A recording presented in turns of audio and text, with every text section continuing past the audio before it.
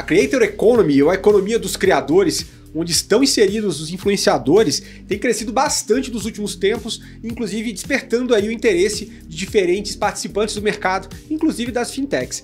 Para poder falar mais a respeito de oportunidades e de novas soluções para a Creator Economy, eu estou aqui com o Igor Bonato, que é CEO da Noodle, e esse papo começa logo depois da vinheta.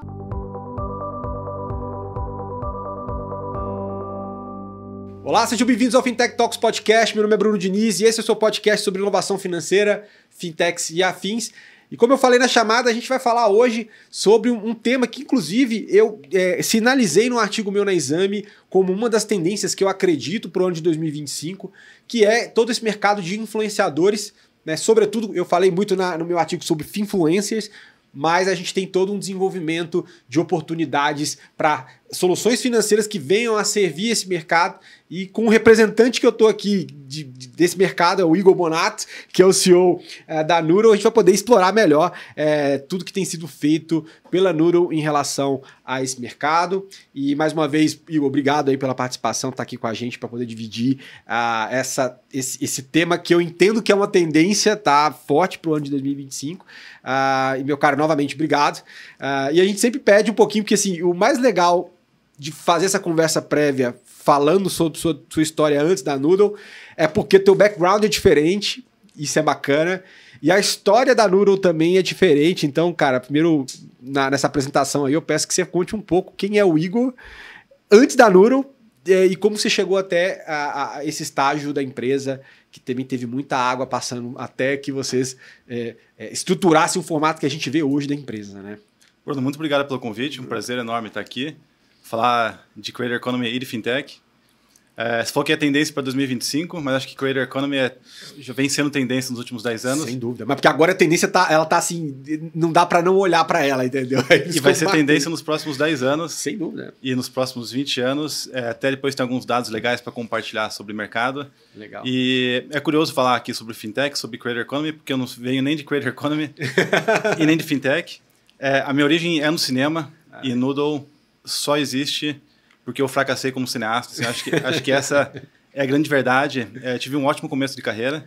Eu me formei muito cedo, com 19, 20 anos, e comecei a produzir comerciais, produzir séries, filmes, até chegou um ponto que eu tive a brilhante ideia de empreender no audiovisual, que é abrir uma produtora. Aham. E na época ainda o mercado, isso foi 2010 quando eu me formei, eram poucas grandes produtoras que dominavam o mercado. E, de um modo geral, a parte de conteúdo, você vê cinema, totalmente dominado pelo dinheiro público, dinheiro de governo, Sim. Os incentivos fiscais. Que isso acho que é papo para uma outra conversa, mas a minha ambição, me formei no Canadá, onde o cinema é uma indústria, quando eu voltei para o Brasil, e na época o Cristo Redentor estava decolando ainda na capa da revista, Sim. A ideia era não usar o dinheiro público como modelo de negócios, era ter uma produtora onde a gente conseguisse acesso a dinheiro privado. Sim. Então, como é que a gente transformava arte em realmente negócio, em indústria, assim como os Estados Unidos, o Canadá e outros países. Isso muito bem, inclusive. Já fazem isso muito bem, é um ativo lá fora já há muito tempo. E no momento que eu construí a produtora junto ao meu sócio, Fernando, na época, a gente começou a fazer projetos pequenos, deram certo, a gente validou, eram POCs de dinheiro privado para o cinema. Chegou num ponto que a gente teve a ideia de ter projetos mais ambiciosos, com orçamentos maiores, ficção científica, grandes atores, equipe internacional, e, obviamente, o orçamento cresce com isso. E aí, o modelo que a gente estava buscando de trazer dinheiro privado para o cinema não funcionou. Simplesmente não existia confiança para colocar dinheiro nesse mercado. Então, porque o mercado talvez não estava tão maduro. Assim, esse aqui é o problema, talvez, e aí, só a minha opinião aqui, de relação à muleta, né? Assim, o mercado talvez ele ficou tão viciado em rodar apenas com incentivo, que talvez... Imagino que o buraco é mais embaixo, estou falando aqui de orelhada. Mas tem todo um caminho para que essa indústria se sedimente e ela entre mesmo no radar dos investidores. E o Brasil, obviamente, tem qualidade, tem produções muito boas, mas como indústria ainda não tem massa crítica, né, cara, talvez, né? Exato. Então, assim, os incentivos fiscais existem, inclusive, nos Estados Unidos, em outros países super desenvolvidos, mas não como modelo de negócio. Sim. O Brasil usou dinheiro público como modelo de negócio e aí você cria uma casa de papel. Sim. Qualquer mudança de governo, você destrói uma indústria inteira. E aí você começa também a associar política e entretenimento de uma forma muito próxima. Então você passa de deixar a olhar para qual que é ter responsabilidade com o resultado, porque é dinheiro de graça, entre aspas. Isso, ao meu ver, não é sustentável. Então, a gente tinha projetos com orçamentos ambiciosos, a gente foi atrás de investidores e o retorno sempre era o mesmo. Putz, eu não sei ler o risco desse projeto, eu não sei o que significa ator X ou Y, eu não sei qual que é o risco que esse roteiro tem, qual que é o risco de você como diretor ou produtor. Então, quando a gente levava um projeto desse para o mercado financeiro, que está acostumado a analisar de uma forma super pragmática, objetiva, quantitativa, eles simplesmente não conseguiam enxergar o que a gente enxergava. Só um PowerPoint bonito e nomes sedutores eram insuficientes para a gente colocar de pé os projetos. E chegou num ponto que a gente já estava há alguns anos tentando alguns projetos grandes. Falei, cara, não dá mais. A gente gavetou alguns projetos que a gente tinha colocado muito esforço, até recursos próprios do bolso, porque a gente viu que não ia para lugar nenhum. E aí eu usei isso para, me frustrar como cineasta, vi que o modelo que eu sonhava não era viável naquele momento, mas foi a oportunidade para surgir o embrião de Noodle. No momento que eu entendi que o mercado privado não estava olhando para o entretenimento por questão de risco, me veio a ideia de, como é que a gente então começa a mensurar o risco de uma forma quantitativa? Como é que a gente começa a colocar número naquilo que hoje é subjetivo? Então foi que eu convidei meu cofundador, o Ian, que é um cara que está prestes a virar PhD em inteligência artificial, antes dela ser cool. Mas eu contatei ele e falei, cara, eu quero mensurar o risco, quero tentar gerar algum tipo de relatório, colocar no meu PowerPoint e voltar para esses investidores para ver se isso é suficiente. Então, a ideia da produtora ainda não tinha morrido. Você estava só com a produtora, mas falando assim, bom, depois de tanta resposta, eu quero tentar tangibilizar mais o risco desse mercado para apresentar isso para potenciais investidores. Era essa a ideia. Exatamente. Com 20 e poucos anos, você acha que dá conta de várias coisas ao mesmo tempo. E certamente chegou no momento que eu vi que o que a gente estava construindo, que a gente vai abordar logo mais, era muito maior do que simplesmente beneficiar um projeto próprio. Ao invés de viabilizar um único projeto meu, eu poderia usar o que estava surgindo naquele momento, o que viraria Noodle futuramente, como uma forma de que milhares ou milhões de criadores no mundo não passassem por aquilo que eu passei. Sim. Então, no momento que a gente fez uma prova de conceito, as coisas estavam parando de pé. Falei, cara, vou largar a produtora, me desliguei do meu sócio, a gente concluiu alguns filmes ainda que foram para o cinema depois, mas eu precisava focar realmente numa missão. Eu acreditava muito que a gente podia criar algo onde permitisse que nenhuma boa ideia fosse engavetada por falta de grana, ou que nenhum grande talento desistisse por falta de grana. Eu me considerava um cara talentoso, mas eu não consegui viabilizar os meus projetos. Então eu queria usar essa frustração com tecnologia agora para, de fato, viabilizar o sonho de outros criadores futuramente. Que legal, cara. E aí, no caso, você deixou lá a produtora, e aí você já nasceu com esse nome Noodle, mas com uma proposta bem diferente do que você faz hoje, né? Ou ainda não?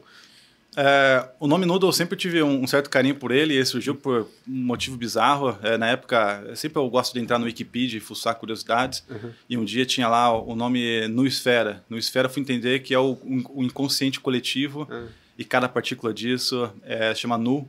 Pô, achei Noodle, um nome bonitinho, por aí ficou. Não tinha empresa, mas eu tinha um nome. Eu falei, cara, o dia que eu tiver uma empresa, ela vai se chamar Noodle. Então, assim, no momento que eu e a gente construiu uma prova de conceito relacionada a mensurar o risco dessa indústria, foi que ficou claro que, beleza, a gente tinha um pilar para começar uma transformação na indústria criativa, que era inteligência. Agora, a gente precisava criar um outro pilar, que era uma infraestrutura financeira para que isso realmente pudesse parar de pé. Legal. O nosso sonho naquele momento, e segue sendo até hoje, é democratizar o acesso a recursos na economia criativa. Essa é a nossa grande missão, permitir com que qualquer criador consiga competir de igual para igual ou tenha o mesmo nível de acesso a dinheiro. Afinal de contas, para produzir conteúdo, você sabe bem, você precisa de dinheiro para investir, seja em estúdio, seja em equipamento, seja em equipe e por aí vai. Então, nosso objetivo é democratizar o acesso a recursos. A gente tinha entendido que inteligência era um pilar para viabilizar isso, ou seja, mensurar os riscos, e do outro lado, a gente precisava criar um ambiente onde o dinheiro pudesse fluir com segurança, né? Onde ele pudesse chegar até quem estava precisando e, obviamente, voltar para quem estava colocando esse dinheiro. Então, foi nesse momento, começo de 2020, que eu entendi que a gente precisava de equipe para montar isso, porque eu não sabia absolutamente nada de mercado financeiro, nada mesmo, assim, o máximo que tinha feito era colocar dinheiro na poupança, e eu não tinha experiência com tecnologia. Apesar de nerd, de curioso, tinha o Ian, meu cofundador, mas eu mesmo não tinha nenhum tipo de experiência com tecnologia. Sim. E para montar uma equipe você precisa de dinheiro. Eu literalmente zerei minha conta no banco para dar o primeiro passo, a gente montou a nossa primeira equipe, e aí em maio de 2020, pandemia correndo solto, a gente abriu um CNPJ com o sonho de criar o que na época apelidavam como sendo o banco dos criadores. Eu não gosto dessa terminologia por alguns motivos, mas a gente deu o primeiro passo em maio de 2020 e levaria 2 anos de desenvolvimento para, de fato, a gente colocar no ar. E aí, naquele momento que vocês fundaram, o criador não era um criador produtor de cinema ainda, né? Ou era qualquer criador? Como é que vocês estavam delimitando quem era talvez a persona que vocês iam atacar ali naquele primeiro momento, para quem vocês iriam servir, eventualmente depois ampliando a proposta? Mas como é que foi a ideia inicial, como você falou, banco dos criadores, depois você modificou um pouco essa percepção, mas quem vocês serviam e como isso amadureceu até 2025, de 20 a 25 do mercado que vocês começaram a, de fato, pensar e mirar, e quem vocês contemplam hoje, de fato? Bom, inicialmente a ideia era resolver o meu próprio problema. Era resolver o problema da minha produtora, produzir os meus filmes. Quando eu entendi que a conta é muito difícil fechar no audiovisual, cinema custa muito caro, e hoje, de modo geral, para o filme parar de pé, você precisa ou de muita grana, então são essas mega produções que aí atingem o público global, ou produções extremamente inteligentes, de baixo custo, com distribuição bastante eficaz. O meio de mercado está sumindo do cinema, então a conta não fechava. Eu falei, então beleza, o cinema não vai ser nosso ponto de partida. A ambição é a economia criativa. A economia criativa é algo muito mais amplo. Sim. Tão amplo que a gente precisava escolher um primeiro passo. E aí, como se já não bastasse não saber nada de tecnologia, de mercado financeiro, a gente escolheu começar na música, que é outra coisa que eu não entendo nada. Assim, eu malemar sei bater palma no ritmo, mas a gente entendeu que a música seria um ótimo laboratório. Porque a música você tem aquilo que a gente ouve, você tem as letras, você tem show, você tem o audiovisual, você tem merchan, você tem marcas. Então, a música consegue monetizar os seus criadores, no caso, os artistas, de formas muito diversificadas. Sim. Então, a gente começa com um mercado que permite a gente testar muita coisa. Música independente, no momento, assim, porque os caras, às vezes, que estão atrelados a gravadores, já tem meio que a esteira deles, né? Exato. Então, assim, o mercado independente, ele é muito grande, ele está crescendo. Por outro lado, as majors, né, é um oligopólio essa indústria. Elas estão se consolidando novamente, estão retomando fatia do mercado independente. Mas sim, assim, existem centenas de milhares de artistas só no Brasil que precisam de grana para construir uma carreira. Então a gente começou por ali. Foi uma decisão boa por um lado, porque de fato é um grande laboratório, mas como potencial de crescimento a gente andou de lado por muito tempo. Por vários motivos. Um deles, como eu disse, é um oligopólio. Então, você tem 3 grandes conglomerados que dominam o mercado global com muito caixa. Então, são empresas de capital aberto, não é segredo nenhum. Sim, só olhar o caixa que eles têm. É uma indústria muito antiga e muito viciada. Então, assim, é muito resistente à inovação. Do ponto de vista de consumo, a gente viu N transformações nos últimos 15 anos. O próprio Spotify pegou uma indústria quebrada e voltou a colocar ela na máxima histórica. Mas do ponto de vista de indústria, quem está fazendo, as inovações são muito sutis hoje, porque como o mercado ele é muito resistente. Então, essa resistência fez com que algumas ambições iniciais travassem. Então, a gente andou de lado, a gente tinha um momento que estava circulando bastante dinheiro no nosso sistema, mas a gente viu que não ia chegar aonde a gente queria. E aí, a gente passou por uma série de transformações de 2023 para 2024. Em 2024, a gente se consolidou naquilo que eu acho que realmente é o nosso futuro, que é a Creator Economy. E aí, a empresa de hoje só existe porque no meio do caminho a gente quase fracassou também. Acho que esse é um tema recorrente na jornada de empreendedores, não podia ser diferente com a gente. Sim, sem dúvida. E assim, acredito que fez parte do amadurecimento de vocês, né, de 20 para cá, pegou um mercado de um momento muito complicado de pandemia. Por outro lado, até 2021 ali, a gente ainda teve alguns aportes acontecendo muito fortes no mercado de startup, né? Não sei se nesse momento vocês chegaram a captar, mas eu sei que recentemente vocês captaram, inclusive com fundos gringos e tal, que também mostra uma validação também de players que estão olhando uma tendência de mercado que é global e que isso dá uma chancela muito legal. Recentemente foi a QED, né, que aportou em vocês e tal, que é um nome de peso. Mas quando a gente fala, né, mercado de influenciador, a gente sabe que ele está em franca expansão. Eu mencionei no início que eu fiz um artigo na minha coluna na Exame falando exatamente sobre mercado de influenciadores, mas olhando muito para o mercado de influenciadores. Por quê? O que acontece? O influenciador financeiro, a gente vai falar do influenciador amplo, mas fazendo esse recorte, o influenciador financeiro, ele virou um dos principais canais hoje para poder se comunicar em escala sobre investimentos, sobre produtos do mercado de uma forma bem ampla, né? Tanto que eles ficaram tão grandes que até o regulador, que é a CVM, vai estar criando uma regulamentação específica porque esses caras mexem em ponteiro de mercado mesmo. Uma responsabilidade muito grande. A responsabilidade ficou alta, então é algo que agora está sendo mais normatizado, mas se você vê todo mundo que distribui hoje as grandes empresas do mercado financeiro tem hoje um braço de educação, um braço de mídia, porque eles precisam se comunicar de formas modernas e diferentes com o público, né? Então, isso é uma tendência. Por isso que eu falando por esse recorte. Mas falando do mercado amplo, a gente sabe também que ele é muito grande. E aí eu queria ver que se você teria alguns dados ou alguns recortes para a gente, talvez a audiência que ouve falar tanto do mercado de creator economy, influenciadores, ele imagina que rola uma grana, ele imagina que é um negócio, uma tendência e que cada vez mais teremos essa forma diferente aqui de comunicação, descentralizando o que a gente via durante muito tempo os grandes grupos de mídia, né? Mas talvez ele não tenha uma ideia dessa extensão. Você consegue passar para a gente esses grandes números ou esses dados a respeito desse mercado que vocês estão inseridos? A Creator Economy, para mim, é uma das indústrias mais democráticas que existem e uma das formas mais fáceis de se fazer dinheiro hoje. Talvez possa parecer exagero, mas a hora que eu trouxer alguns números, fica claro que isso não é exagero. Acho que tem um ponto interessante que você falou sobre os influencers e tudo mais. O Brasil é um país muito curioso para isso. Primeiro porque é um dos países com o maior consumo de internet no mundo. Né? Não só pela população ser grande, mas o tempo médio por indivíduo ali é altíssimo, o que faz com que mesmo mercados mais maduros como os Estados Unidos olhem para o Brasil em referência em alguns aspectos. E ao mesmo tempo o Brasil, financeiramente falando, é um sistema bancário extremamente evoluído, o mundo inteiro é referência. Então você junta as duas coisas, não me surpreende que a CVM está olhando agora para isso, porque realmente é uma responsabilidade muito grande, né? Sim, sim. E, voltando para mercado, 10 anos atrás, Creator Economy estava engatinhando. Né? Acho que talvez nem tinha esse nome na época ainda. YouTube estava começando a monetizar de uma forma mais séria, Spotify era relativamente pequeno. 10 anos depois, a Creator Economy é maior do que cinema e música juntos. Caramba. Então a gente está falando... Globalmente falando, assim? Globalmente falando, e provavelmente na maioria dos países ela já tem essa mesma proporção. Sim.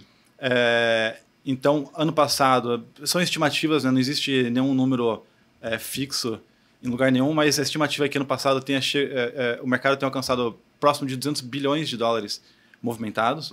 Né? Então, novamente, a Creator Economy ela é relativamente ampla, tem vários subnichos, mas somando tudo isso, a gente está falando de algo próximo de 200 bilhões. Mas o que chama mais atenção ainda é que um estudo, e não é de qualquer pessoa, é do Goldman Sachs, né? Um dos grandes bancos de investimento, que nos próximos 3 anos, esse mercado que hoje está próximo de 200 bilhões, vai chegar em quase meio trilhão. Caramba. Ou seja, é um crescimento muito rápido, vai mais do que dobrar de tamanho em 3 anos. Aí você pega essa grana toda, hoje está distribuído com cerca de 200 milhões de pessoas que ganham alguma coisinha relacionada a esse mercado. Sim. Então, assim, a população do Brasil inteira equivalente ganha algum dinheiro com o Creator Economy. Disso, cerca de 40, 50 milhões poderia viver só de Creator Economy. O que acontece é que muitas pessoas criam conteúdo, monetizam, mas têm um segundo emprego ou o emprego principal. E cerca de 10 a 20 milhões de pessoas ganham mais de 100 mil dólares por ano. Sim. Agora, o que me atrai mais é pensar que isso aí é só a pontinha do iceberg. Quando a gente olha que mais de 5 bilhões de pessoas no mundo usam rede social ativamente e que desses 5 bilhões de pessoas, mais de 10% cria conteúdo regularmente, e eu não estou falando de conteúdo sofisticado, estou falando literalmente de qualquer conteúdo, mas que mais de 500 milhões de pessoas criam conteúdo regularmente, mais dinheiro entrando, mais gente produzindo conteúdo, você tem um prato cheio para apostar nessa indústria. Então, por isso que eu falo que não é uma tendência para 2025, Sim. é uma tendência ainda por muitos anos, porque conteúdo só aumenta o consumo de conteúdo, só aumenta a quantidade de grana que tem ali, então, portanto, o mercado não vai parar de crescer tão cedo. E também tem a semente disso aí, né? Porque assim, se você pegar aspiracionalmente, né? Já fizeram algumas pesquisas, inclusive, com crianças, né? Assim, o que você quer ser quando crescer? Muitas delas falam assim, youtuber, o criador de conteúdo, tiktoker. Então, assim, você começa a entender que toda uma nova geração entende isso como um meio de vida, como um caminho. Quem também atua em outras áreas acaba virando também um criador de conteúdo, um comunicador, tá tendo que virar, até para poder se destacar ou para poder enfrentar a competição do seu próprio nicho. A gente tem aí desde nutricionistas que entram também nesse mercado, que também estão ali comunicando. Obviamente, muitas vezes para poder dar insumo para a atividade principal dele, né? Para poder ele conseguir captar mais clientes e tudo mais, ser um cara mais conhecido e até aumentar o que ele cobra nas consultas. Mas a externalidade disso, no final das contas, esse cara fica conhecido, as marcas que também antes botavam dinheiro na TV, na rádio, hoje tem uma verba definida para isso e cada vez mais aposta no influenciador. Então, essa grana de mídia, né, de publicidade, também vai para esse cara. Então, esse cara se monetiza, às vezes na plataforma, no YouTube, né, que obviamente é muito mais difícil viver de monetização de YouTube, mas certamente de marcas, da consulta, às vezes, da atividade principal dele, se a atividade principal dele não é isso, né? Então, a gente tem múltiplos caminhos. No meio desse bolo tem as agências que estão no meio fazendo a ponte entre a marca e o creator, né? Então, assim, é um ecossistema amplo e, como você falou, 10 anos para trás, tudo isso surgiu de 10 anos para cá e virou isso. E ainda tá muitas peças, muitas pontas soltas, muita coisa ainda não organizada. Eu entendo que vocês são uma dessas camadas que ajudam a organizar. Né? Então, fiz todo esse papo para poder perguntar, né? Hoje, quais são as soluções que vocês ofertam? Né? Assim, qual é a ponta que vocês estão acertando, estão organizando nesse mercado? Né? Eu sei que vocês fazem antecipação e tal, mas talvez assim, a gente tem que focar numa coisa inicial para depois fazer mais coisas. Mas eu entendo que hoje vocês também dão uma camada, inclusive até de ERP, poderia assim dizer, ou de facilitando a gestão entre essas pontas também, né? Então, a ponta quero entender o que vocês fazem hoje, como vocês estão endereçando em termos de produto e solução para o mercado, né? Você colocou muito bem que essa é uma indústria que vem surgindo de uma forma orgânica e tudo que surge de forma orgânica muitas vezes nasce caótico também. Sim, sim. Então, faltam muitas peças nesse ecossistema ainda. Quando você falou, né, que as crianças se perguntam para ela não quer ser mais jogador de futebol necessariamente, não quer mais ser artista, não quer ser astronauta, ela quer ser youtuber, porque ela vê o MrBeast fazendo vídeos incríveis lá. E, então, por exemplo, só aí, você tem uma empresa, inclusive de um parceiro nosso, o Guedes, eles construíram uma escola de criadores de conteúdo, a Story Mode, que da mesma forma que você vai para uma escolinha de futebol, você vai para uma escola de música, agora eles criaram uma escola para criadores de conteúdo. Então, acho que isso aí faz parte do amadurecimento do mercado. Sim. E a gente olha para esse mercado, justamente esse caos, não adianta só injetar dinheiro, não adianta a gente entupir o mercado de crédito.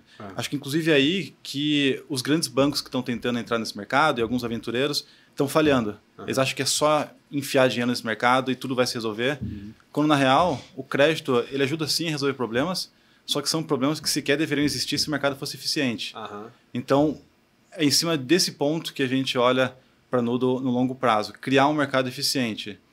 Então, hoje, do momento em que um play, um view, alguma coisa é consumida em alguma plataforma, em algum ambiente, até esse dinheiro cair na bolsa, no bolso do criador e de todos os stakeholders daquele conteúdo, hoje as nossas soluções cobrem 100% do fluxo do dinheiro. Legal. Então, quando eu falei lá atrás que de um lado a gente tinha dados para monitorar, medir risco, e do outro lado a gente precisava de uma infra financeira para esse dinheiro circular com segurança, a infra que a gente construiu para beneficiar o nosso produto de crédito, na real hoje virou uma infra que a gente quer fazer com que o mercado inteiro circule nela. Então, falando de uma forma mais objetiva, a gente tem soluções para as duas camadas. A camada das agências, que são, vamos dizer, as organizadoras da Creator Economy, e a camada dos próprios criadores de conteúdo. Legal. Para as agências, a gente oferece software para literalmente automatizar e controlar todo o aspecto financeiro delas. Seja de emitir nota, controlar uma campanha, coletar nota de todos os seus criadores, automatizar pagamento, seja ele em real ou em moeda estrangeira. Tudo que se trata de dinheiro, a gente consegue colocar no piloto automático para essas agências, que em sua grande maioria é bastante caótica. E ele consegue separar, desculpa, por campanha, por projeto, porque assim, distribuir esse dinheiro, o cara poderia fazer isso no mercado tradicional, estaria uma camada a mais, porque às vezes tem 3, 4 jobs com um cara aqui, para tantas empresas diferentes ali, né? E aí você tem que ficar lidando com esses centrinho de custo aqui diferente com cada um, né? Isso também é endereçado pela solução de vocês? Exatamente, eu acho que é isso que diferencia a gente de um grande banco e por isso que a gente não gosta de se considerar banco, porque banco tem a tecnologia financeira que a gente utiliza inclusive, mas o que faz com que a nossa solução seja específica para o mercado de Creator Economy é o entendimento de mercado, sabendo cada especificidade, cada nuance do mercado para justamente adaptar soluções genéricas de grandes bancos, por exemplo, em soluções totalmente dedicadas a esse mercado. Sim. Com isso, você gera muito mais eficiência. Então, a gente vê recorrentemente equipes que hoje tinham 5 pessoas só para cuidar de pagamentos. Agora tem uma única pessoa apertando o botão e as outras 4 pessoas estão sendo utilizadas para planejamento, para fins estratégicos, que é onde realmente você vai movimentar o ponteiro de crescimento. Sim. E aí, quando a gente olha para os criadores que estão embaixo dessas agências, a gente sabe que a maioria deles teve um surgimento de carreira de uma forma muito espontânea. Poucos falam, eu quero ser criador de conteúdo, vou fazer assim, assado. Pô, às vezes é um cara de 18 anos que faz um vídeo, publica, começa a ganhar um dinheirinho aqui, um dinheirinho ali, de repente está ganhando milhões. O próprio Whindersson mesmo começou de qualquer jeito. Assim. E hoje está cada vez mais rápido essa explosão.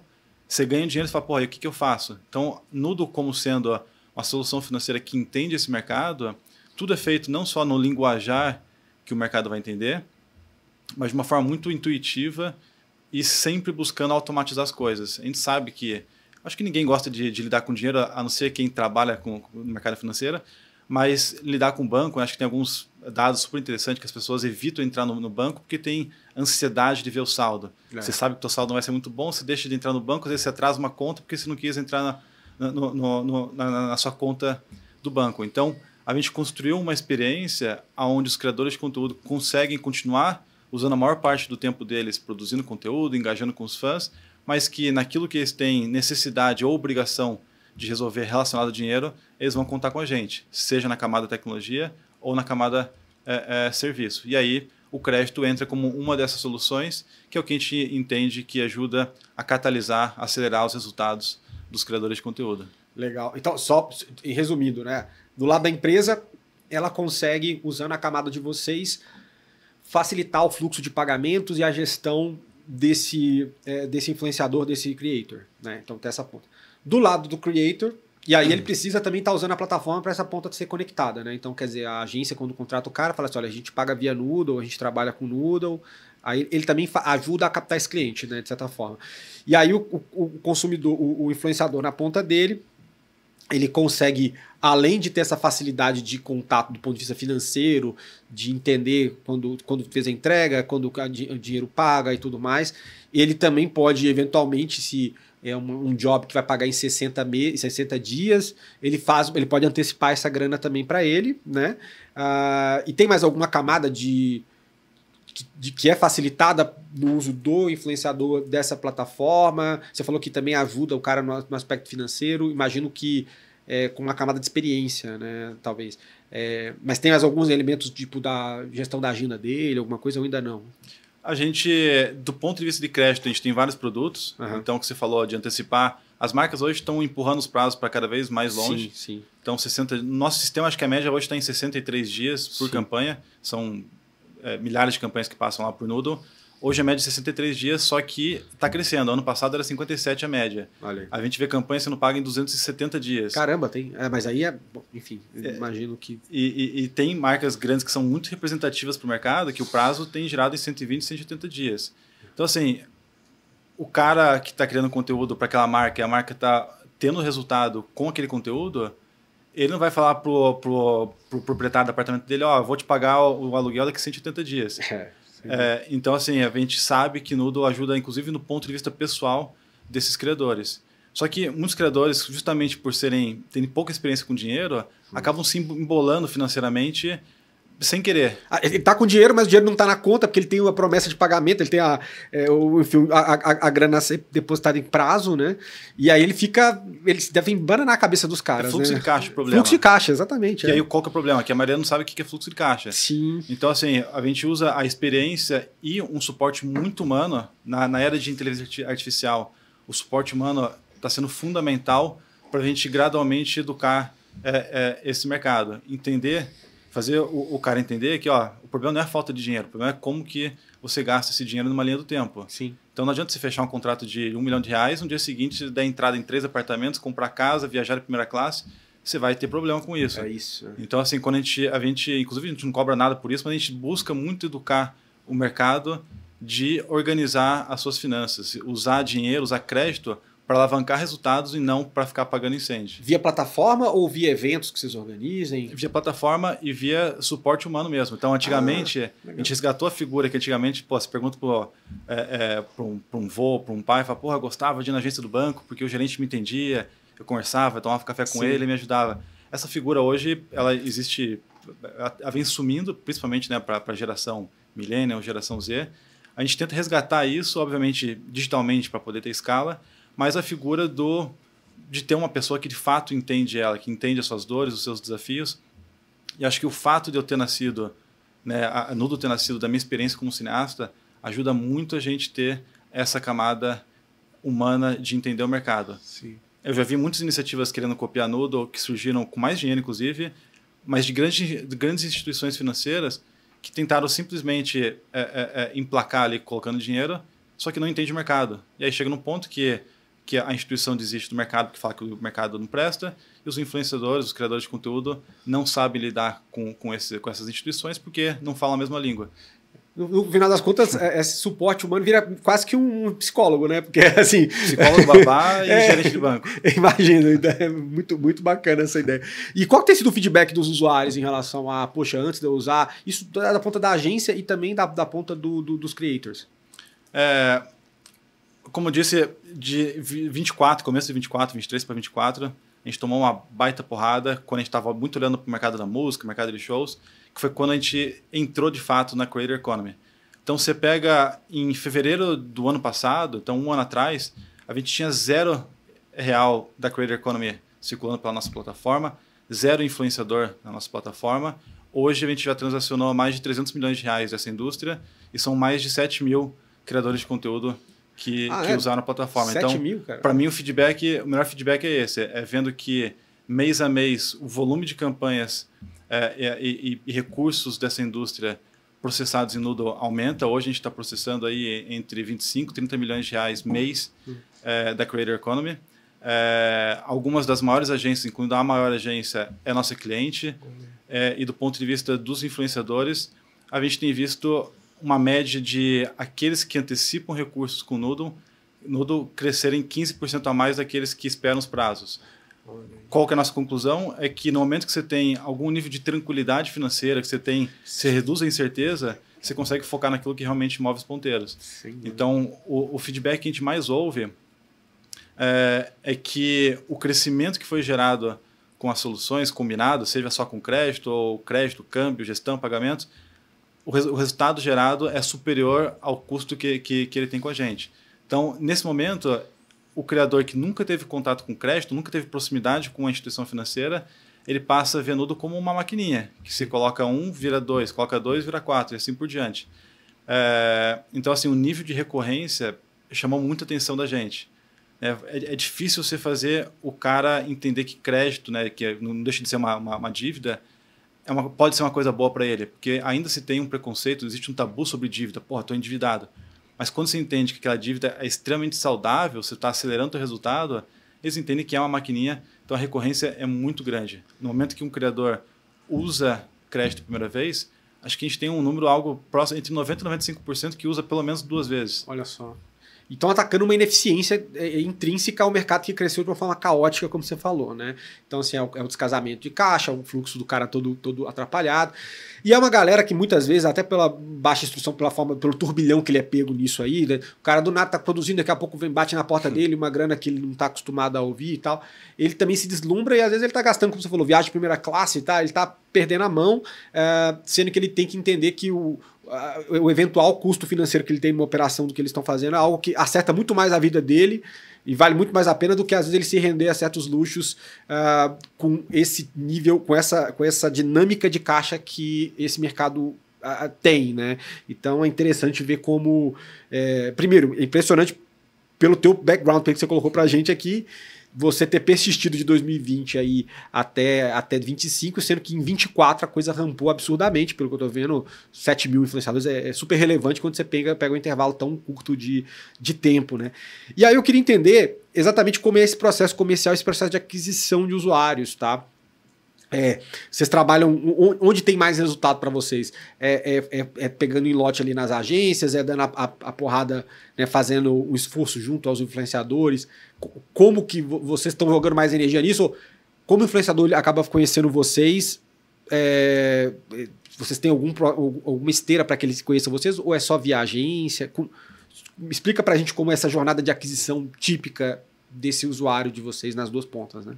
Eu vou explicar o que está funcionando hoje para a gente e que certamente vai mudar com o tempo. Porque essa é uma indústria com vários subnichos, como a gente falou. Sim. Então, assim, um exemplo simples disso, um cara que vai bem no Instagram, geralmente ele vai mal no YouTube e vice-versa. Um bom youtuber, dificilmente ele vai bem no Instagram. Lógico que existem exceções, mas de modo geral são públicos diferentes. Da mesma forma que o pequeno influenciador se comporta diferente do grande influenciador. As necessidades são diferentes. Então, assim, você tem vários mercados, inclusive por geografia. Por exemplo, a gente tem recentemente, a gente embarcou um cliente de Roraima, onde ele falou que a redução do garimpo impactou toda a creator economy localmente. Porque o garimpo fazia com que os garimpeiros gastassem mais dinheiro no mercado e com isso as marcas contratavam mais influenciadores. Então, são coisas curiosas que a gente aprende. Então, assim, dentro do mercado que a gente está focando hoje, do público que a gente está focando hoje, a estratégia é 100% via agências. Sim. Porque quando a gente olha para o long tail, né, então para os pequenos, os que a gente chama de micro e nano influenciadores, nem sempre estão dentro de uma agência e muitas vezes ainda não existe uma carreira consolidada. Entendi. A gente entende que Noodle não consegue oferecer o máximo de valor possível ainda para esse público. O público que a gente consegue mais entregar valor é aquele que já tem uma carreira consolidada. Não necessariamente grande, mas que já vive 100% disso. E esse público, em sua vasta maioria, e quando digo vasta, é próximo de 100%... Já está numa agência, né? Está numa agência. Então, assim, sabendo que a carreira desse influenciador, desse criador de conteúdo, é gerido com ou por alguém, um terceiro, a gente busca oferecer Noodle para as agências, onde a agência tem um ganho de eficiência, tem redução de custos e tem um aumento de receita, e com isso a gente passa a acessar a base de criadores dele com as nossas soluções. E aí, um criador feliz, através de sua agência, a retenção dele dentro da agência é maior, a satisfação é maior, então é uma máquina que vem funcionando muito bem. Esse é o nosso foco hoje, a gente está mirando as principais agências e com isso trazendo a base. Futuramente, a gente olhando para outros mercados, certamente a esteira vai se adaptar. E é uma espiral positiva, né? Como você falou, que no final das contas facilita a vida da agência, o influenciador também fica com as finanças resolvidas e consegue ter a cabeça melhor para focar no que ele tem que focar. É uma parte financeira que a agência não consegue entregar, ela não acomoda esse papel, né? E esse funding de vocês, nessa grana para essa antecipação, ela vem de que forma? Vocês têm algum veículo que vocês constituíram, alguma coisa assim para poder fazer isso? Eu lembro, a primeira operação que a gente fez, em 2020, eu estava numa praça em Pinheiro, sentado eu e a equipe na época, que a gente não tinha escritório, a gente estava numa praça, eu peguei, tinha um restinho de dinheiro, a gente foi antecipar, e a gente mandou um e-mail que o comitê de crédito tinha aprovado, era a gente rezando ali para dar certo aquela operação. E de lá dinheiro de vocês mesmo ou de um crédito que vocês tomavam que vocês passavam? Dinheiro meu ali que eu tinha juntado e assim, rezando para dar certo, porque eu estava contando aquele dinheiro para bancar a empresa nos próximos meses. É isso. E de lá para cá, a gente desembolsou algumas dezenas de milhões de reais em crédito, inicialmente então com capital próprio, depois com Family and Friends. Sim. A gente testou com alguns FDICs warehouse, e aí finalmente em 2023 a gente trouxe para a sociedade a SRM, que é um fundo bastante consolidado e tradicional em São Paulo, onde a gente hoje tem o objetivo de, nesse ano, investir cerca de 50 milhões de reais em crédito. Então, e aí vem a minha pergunta, assim, você contou que nessa jornada você trabalhou uma forma, inicialmente, de como mensurar risco para esse mercado. Hoje, essa jornada que você percorreu com aquela ideia em mente, ajuda você a falar com a SRM, por exemplo, para poder, na hora que eles vão distribuir essa operação, eles entenderem qual que é o risco do que eles estão colocando, ou ainda não, ainda é algo bem pouco estratificado, é meio que uma massa de diferentes influenciadores, mas que eventualmente você entendendo como mensura o risco de, exemplo, um youtuber versus um TikToker, e no futuro o cara que está comprando papel entender que tipo de risco está correndo, quais são as variáveis. Isso é um fato ainda, ou é algo que vocês estão pensando, se estão pensando? Existem padrões entre os diferentes nichos da Creator Economy, mas também existem especificidades de cada nicho. Então, quando a gente falou YouTube, o YouTuber se comporta diferente da galera que está no Instagram e no TikTok. O infoprodutor que vende em alguma plataforma se comporta diferente desses públicos. Então, existem padrões, mas também existem coisas muito específicas. Do ponto de vista de crédito, chegou um ponto em 2023 que as coisas estavam crescendo em termos de volume, mas a gente estava se comportando muito como boutique e pouco como plataforma. Por que isso aconteceu? Porque a gente resolveu tirar para todos os lados. A gente quis testar tudo. A gente financiou o mercado de games, de audiovisual, de shows, de festivais, de música, de influenciadores, um pouco de tudo. E foi aí que a gente aprendeu na prática que, beleza, tem padrões, a nossa infra comporta tudo isso, só que não é a mesma inteligência ali que vai ser aplicada para todos esses mercados. Sim. A gente teve êxito em alguns deles, só que Nudo de hoje só existe porque nessa arrancada que a gente deu, a gente quase dançou, porque a gente começou a assumir riscos eventualmente desproporcionais. Né? Hoje a nossa carteira, feijão com arroz que a gente chama ali, ela tem uma inadimplência muito próxima de zero, perda histórica inferior a 0,3%. Sim. Mas chegou num ponto que a gente atacou alguns mercados que hoje a gente percebe que o risco é desproporcional comparado ao risco que a gente olha hoje. É risco agência também, no final das contas, né? A agência não marca, né? Às vezes é contra a marca que paga a agência, que a agência vai passar para eles, né? E aí tem esse prazo, no final, às vezes é um risco contra grandes grupos, grandes empresas, né? No final das contas. Né? Então... Dentro dos produtos de crédito que a gente tem, um deles é antecipar o que vem das marcas, e aí você está corretíssimo, a gente está olhando quem está pagando, quem está intermediando e quem está recebendo.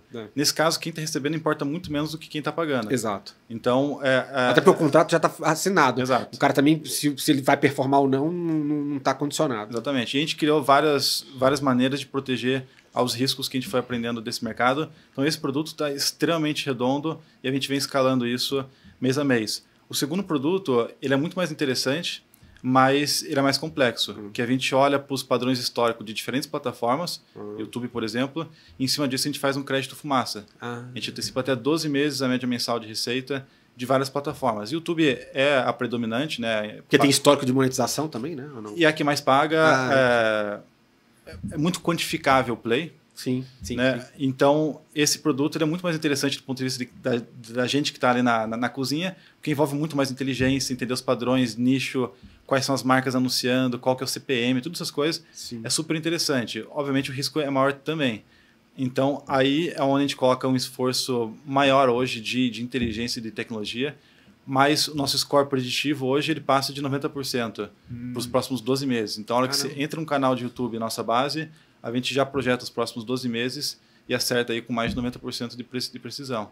Mas aí vocês estão... a antecipação de monetização de YouTube, obviamente o que o cara faz por fora de quem ele acomoda dentro, isso vocês não pegam, é só do que o YouTube vai pagar pro cara. Esse produto sim. Então assim, a gente tem a parte de marcas, então tudo que for contrato com marcas, a gente antecipa com o produto. Sim. Tudo que for play mensurável, a gente antecipa com outro produto. Sim. Só que um criador de conteúdo hoje, ele chega a ter 5, 6, 7 fontes de receita diferentes. Exato. A gente está atacando uma por uma. Essas são as duas hoje que a gente entende que a nossa máquina está funcionando muito bem. Temos ideias para outras, mas por enquanto são as duas que a gente está querendo realmente escalar. Tem muita oportunidade de portfólio para ser ampliado e tudo mais. E agora, Igor, falando um pouco assim, nem tudo são flores também, um pouco das dores e dos desafios que ainda persistem no mercado, que a gente falou que é bem caótico, muita coisa está sendo resolvida, né, aos poucos. Vocês são uma camada que estão ajudando, tem outros players que eu vejo no mercado, não especificamente no jogo de vocês, mas fazendo outras coisas interessantes, mas ainda tem as dores. A gente viu recentemente a planilha que foi vazada, né, que ali é meio que uma muro das lamentações ali do lado das agências, né? Reclamando ali dos caras. E do outro lado, muitos influenciadores ficaram... Poxa, mas a agência... Assim, deu a entender que é só influenciador, que não era o cara profissional ali, alguns deles, mas alguns influenciadores também ficaram, né, tristes ali, ficaram enfurecidos com algumas agências, porque, por exemplo, o cara é criativo. O cara foge o script, mas o cara é criativo, mas o cara... Então eles também não sabiam dizer, assim, dava nota baixa pro cara, porque ou ele seguia tudo certinho e dava nota baixa e foi pouco criativo, ou ele saía muito fora da caixa e também não me serve, então você via uma coisa estranha. Você pode contar um pouquinho mais sobre esse ponto e outros que você pode considerar relevante sobre desafios e arestas ou dificuldades que têm que ser resolvidas ou que são inerentes e não tem que mais ser trabalhadas do que qualquer outra coisa, assim? Acho que a famosa planilha, do ponto de vista de fofoca, funcionou super bem. Durante uns 3 dias só se falava isso no mercado, em todos os meios. Mas se parar para prestar atenção, ela é muito reveladora sobre uma grande vulnerabilidade desse mercado, um grande desafio. Que, para mim, foi uma ótima oportunidade de levar para a equipe e falar, a gente tem que estudar algumas coisas aqui que a gente não pode esquecer nunca. Que uma grande vulnerabilidade dessa indústria é que o principal ativo dela, a matéria-prima desse mercado, são pessoas. Então, a planilha, apesar de ser uma amostragem extremamente pequena, ela está falando de pessoas, não está falando se a qualidade da soja é boa ou ruim. Está falando de comportamento de pessoas. E ele está falando de empresa, que é um CNPJ, uma coisa blindada, que tem várias pessoas. É uma pessoa diretamente, é tipo assim, é o piti do cara, não sei o que. Exatamente. É um negócio muito específico, é verdade. E aí, esse é um ponto que a gente tem que tomar muito cuidado, porque se o principal ativo do mercado são pessoas, e pessoas 100% aí, sem exceção, estão suscetíveis à variação de humor, à doença, saúde mental, tudo. A ego, a vaidade, qualquer coisa, saúde mental, tudo isso, esse é um risco que existe, é um risco muito grande e é um risco muito difícil de mensurar. Então, assim, dentro lá da sementinha que eu falei que eu queria provar para investidores que, por exemplo, um ator X poderia dar resultado Y para um filme, essa é uma variável que a gente não consegue mensurar. Total. E então, assim, ou se cria um sistema, uma planilha dessa, né, um banco de dados vivo, e não duvido nada que tem alguém trabalhando nisso, mas que pode ser enviesado também, porque você pegou bode de alguém, seja um influenciador com agência, ou agência com influenciador, isso vai estar ali. Mas isso a gente tem que estar atento. Então, foi uma ótima oportunidade para a gente olhar para casa, ali para a nossa cozinha, e falar como é que a gente mitiga esses riscos que não são mensuráveis. Sim. Do tipo, se a pessoa deixou se comportou de tal forma que não agradou ao mercado, como que isso não impacta nele pagar a operação que tiver com a gente, por exemplo. Sim. Então, acho que isso para mim foi uma materialização ainda da falta de profissionalismo do mercado, sim, do caos que a gente falou aqui algumas vezes hoje, por ser uma indústria muito nova que cresceu de uma forma muito orgânica. Acho que todo mercado sempre vão ter bons profissionais e profissionais ruins, profissionais que entregam e profissionais que não entregam, profissionais egocêntricos e profissionais super tranquilos. Acho que isso não tem como evitar. A gente, em Nudo, olha muito para números, uhum, e, obviamente, sempre buscando fazer a coisa certa. Se a gente entende que existe alguma coisa que a gente não concorda do ponto de vista ético, moral, a gente tem todo o direito de não querer fazer a operação. Então, sim, esse tipo de vazamento acende alguns alertas ali para o mercado, e para Nudo e outras iniciativas que estão querendo olhar do ponto de vista financeiro, é entender que o fator humano ele pesa muito nesse mercado, nem tudo é número. E lida, como você falou, com pessoalidade, de fato, né? Você não tem uma marca. Quando uma marca, ela faz um trabalho para ocupar um lugar na cabeça das pessoas e ela é formada por um monte de gente. E quando tem algum problema de marca, às vezes pode ter sido o erro de uma pessoa dentro de um contexto e isso tem que ser comunicado e tudo mais. Então, assim, quando é pessoa, é variação de humor, como você falou. Ela está muitas vezes dividindo uma parte do dia a dia, da vida dela. Às vezes ela está deprimida, ela não quer, ela dá uma sumida. Então, assim, igual você falou, realmente um outro jogo que o mercado tem que aprender a lidar. Vocês, como provedores, como parte desse ecossistema, estão aprendendo a lidar e endereçar isso de alguma forma, né? O pessoal e o profissional, eles se misturam muito. Totalmente. Assim, muito mais do que uma empresa familiar que o dono da empresa gasta a viagem da família no cartão de crédito. É uma camada ainda maior, porque às vezes o personagem e a pessoa se misturam. Total. Tem um caso aí bastante famoso de uma menina que interpretava uma milionária e agora realmente, talvez não tenha se tornado milionária ainda, mas elevou muito o padrão de vida. E aí só que as pessoas confundem quem que é o personagem, quem que é ela. Então, assim, eu acho que isso é um retrato do que como o mercado funciona. E a mistura é tão grande que não... Porque, assim, tem pessoas que você pode falar assim, pô, como profissional, assim, eu não gosto da forma como a pessoa trabalha, mas para tomar uma cerveja numa pessoa física, ela é legal. Não dá nem para fazer essa distinção nesse caso, porque, como você falou, os personagens e a coisa se misturam. Ainda mais nesse caso específico, que a menina, ela se posiciona com... que ela veste essa carapuça e depois, em alguns momentos, ela fala assim, ó, tô fora do personagem, tô dentro do personagem, mas isso confundia a cabeça pra caramba de quem ela é cancelada pelo personagem, na vida pessoal é outra pessoa, o oposto daquilo. Exato, assim, então cria essa coisa de múltipla personalidade na cabeça de quem tá ouvindo, né? Falando um pouquinho agora também de competição, né? Como é que você enxerga... vocês são um player novo, você falou que estão parecidos outros, né? Como você tem visto esse negócio e até as relações de colaboração eventualmente, porque também, por ser um mercado diferente, alguns elementos podem haver colaborações, eu não sei, eu queria ouvir um pouco de você. Uma coisa é fato, é um mercado novo e ainda tem muito para crescer e se estruturar, né? Mas como você tem visto essas configurações aí de cenário competitivo hoje? Bom, primeiro, é um oceano azul. Então, assim, tem mercado para todo mundo ainda. A gente está na frente porque, de repente, a gente começou na frente e acho que a gente está na frente porque a gente bateu com a cara no muro muitas vezes e todas elas a gente resistiu. Então, a gente tem a cabeça dura. Desde que a gente começou no Noodle, todo mês, pelo menos, eu recebo um WhatsApp de algum amigo, algum conhecido, com o link de uma matéria, um print, do tipo, cara, ferrou, tal pessoa que tem muito mais dinheiro que vocês, tá começando um negócio que é igualzinho e já vai olhando para outro mercado. Eu recebi isso muitas vezes. Nenhuma das iniciativas que enviaram para mim prosperaram. E eu acho que... e eu não estou falando que nenhuma vai prosperar futuramente ou que não tem mercado para mais empresas coexistirem. Mas a maior parte das iniciativas que surgiram, que em teoria iriam competir com a gente, tentaram mudar o mercado de cima para baixo. Ou seja...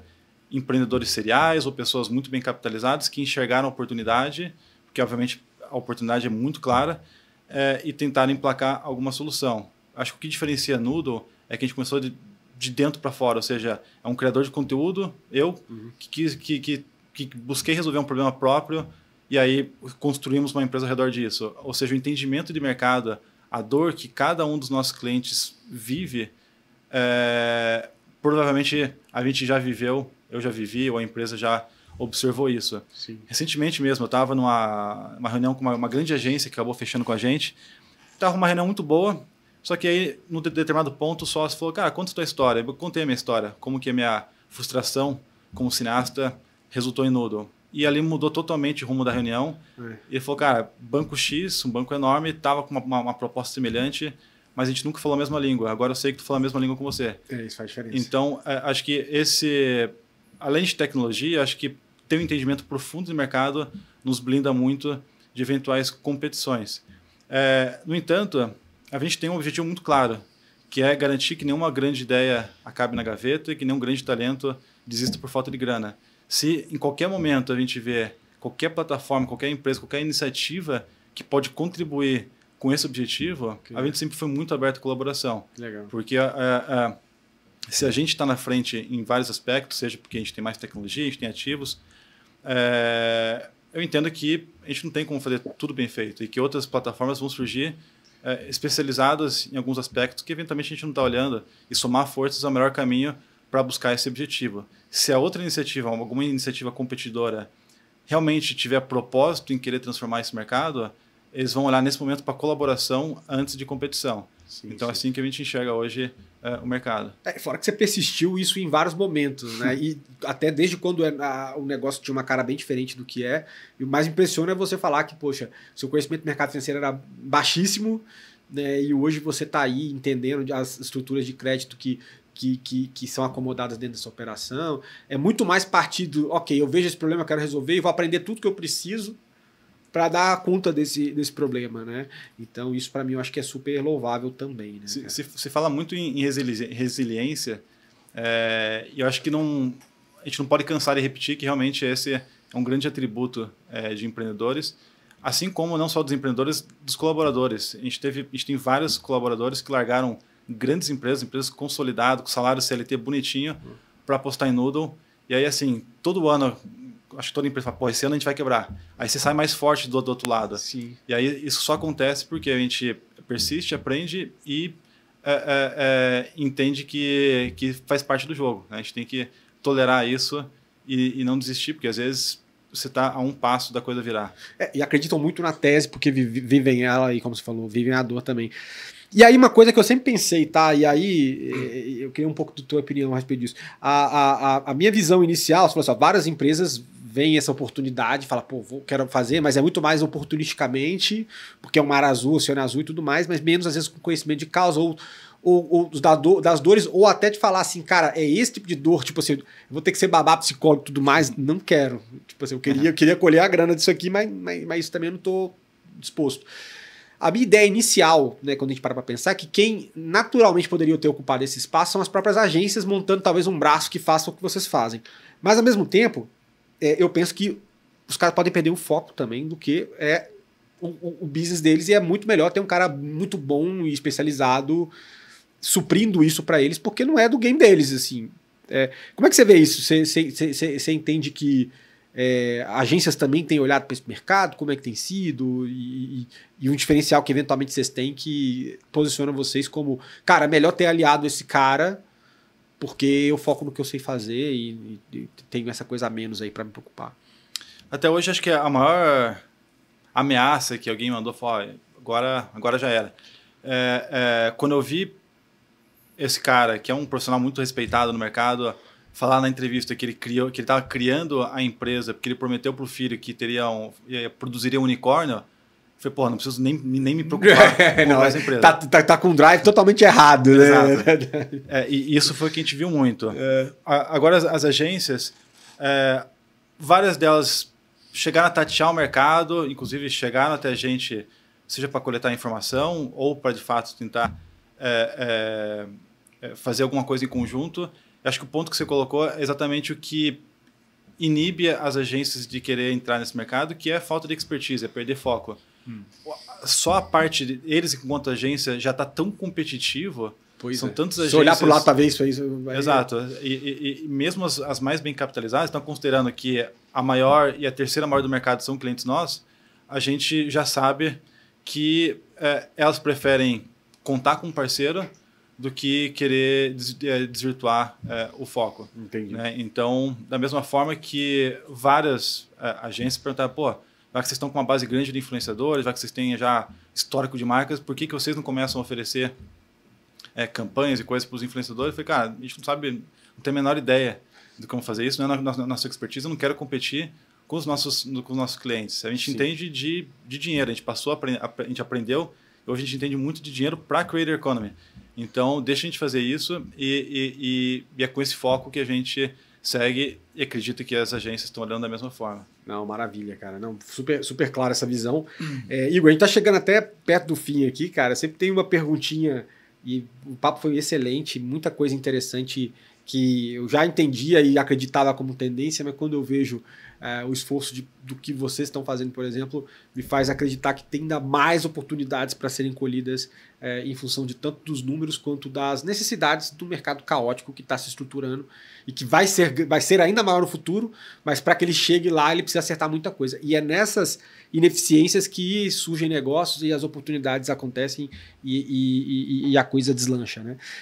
Queria ver um pouquinho a respeito da visão sua para os próximos 3 anos da Noodle, como você vê a Noodle e o mercado, né? E também outra coisa, eventualmente o impacto de tecnologias como IA generativa, né? Já tem inclusive shadow influenciadores, já fui muito alardeado que a gente vai ter, às vezes algumas marcas vão preferir contratar influenciadores totalmente de IA do que outros influenciadores. A gente tem aí muita coisa para falar a respeito de personalidade, humanização, mais que isso aí tá caindo, tá cada vez mais difícil você ver a diferença, tá?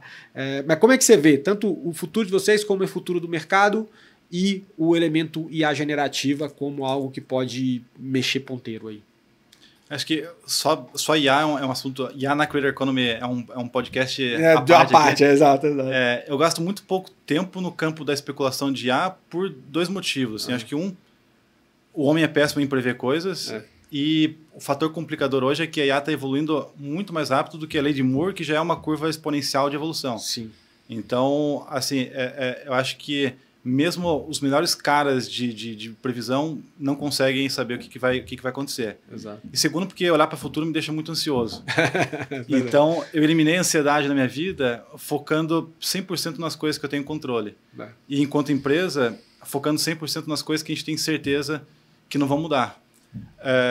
Então, assim, a gente pode olhar para a IA em 2 camadas. A camada que afeta a gente enquanto empresa, vamos dizer, a nossa cozinha, e IA do ponto de vista de criação. E a gente pode olhar como a IA vai influenciar esse mercado de N formas. Só que, como a gente não tem bola de cristal, a gente não consegue ter certeza de nenhuma delas. Sim. Tem tendências, algumas muito fortes, mas a gente não consegue afirmar com toda a certeza do mundo.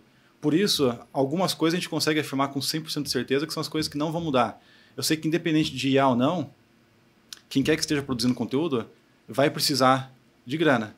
E essa pessoa vai querer, ou essa pessoa, ou o que quer que seja, essa empresa, vai querer grana mais rápido, ela sempre vai querer ter acesso a mais recursos e vai sempre querer pagar menos para ter esse acesso a esses recursos. Eu não consigo imaginar daqui 1 ano ou 10 anos alguém falar, porra, eu queria ter pagado mais caro por esse crédito. Sim. Então, é nisso que a gente foca, de forma que a gente evita ser contaminado involuntariamente por uma grande tendência. Então, assim, se a gente olha que a IA pode potencializar essas coisas que não vão mudar, ou seja, se a gente conseguir deixar o crédito mais acessível, mais barato, mais rápido, a gente vai usar IA. Mas a gente não vai buscar IA só para usar e ponto. A gente já vem usando justamente nos nossos modelos de scoring preditivo, a gente já usa há bastante tempo.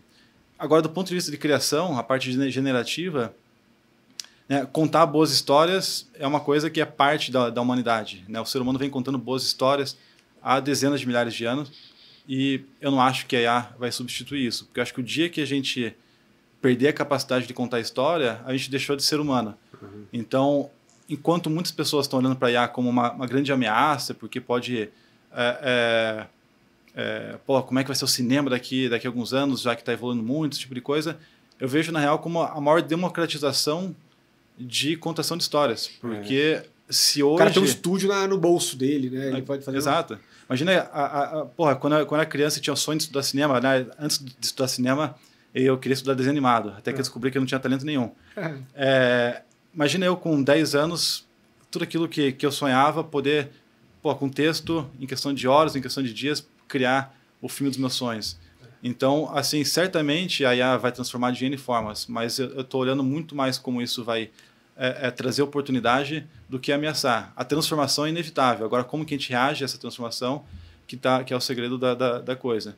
Então, nos próximos 3 anos, independente de IA ou não, eu vejo muito a gente seguindo o nosso foco de garantir que toda ideia tem uma chance, toda boa ideia tem uma chance de existir e que nenhum criador desista por falta de grana. Né? Então, é nisso que a gente está trabalhando com tecnologia e com a equipe. A gente já faz isso para a fatia de mercado que a gente conseguiu acessar e nos próximos 3 anos eu espero que a gente tenha uma cobertura de 100% do mercado com as nossas soluções aqui no Brasil antes de ir para fora. Sensacional. E que tem muita oportunidade para ir além de Brasil também. O Brasil é só 4% do mercado global, então você faz a conta. Nossa, total. Tem muito leite para tirar dessa pedra aí. Igor, agradeço aí muito o papo, acho que foi super bacana, a audiência também tenho certeza que vai se beneficiar de muito dessas conversas. E eu sempre reservo aqui um minutinho final para você deixar uma consideração final, pode ser um institucional ou uma mensagem que sintetize aquilo que você gostaria de falar, pode ser para mim ou para a câmera fechada aqui, fica à vontade. Eu sou péssimo de falar com câmera. Então fala comigo. Eu sou rodeado de grandes empreendedores ali que são pessoas que dão conselhos muito assertivos, assim, e a minha jornada foi o oposto da jornada deles. Uhum. Eu tenho muita vontade de escrever um livro, inclusive, com o título Como Fracassar, um guia definitivo. Porque acho que todas as decisões erradas que você pode tomar na construção de uma startup, eu tomei. Então, meu livro vai ser sobre cada um desses erros e como errar corretamente. Sim. Eu digo isso porque, em determinado momento que acho que passa pela jornada de todo empreendedor, eu achei que a empresa ia quebrar. Isso algumas vezes, mas teve uma vez que foi muito, muito claro. Eu falei, pô, deu tudo errado, como é que eu saí dessa? E foi um momento que eu fiquei obsessivo com um problema que estava ameaçando a nossa empresa. E a minha cabeça não saía daquilo. Como é que a gente vai resolver isso? Não tem nenhuma solução.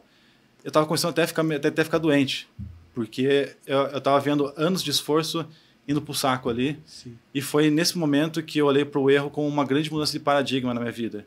Que se eu focasse só num problema, principalmente num problema que eu não ia resolver, a empresa ia morrer.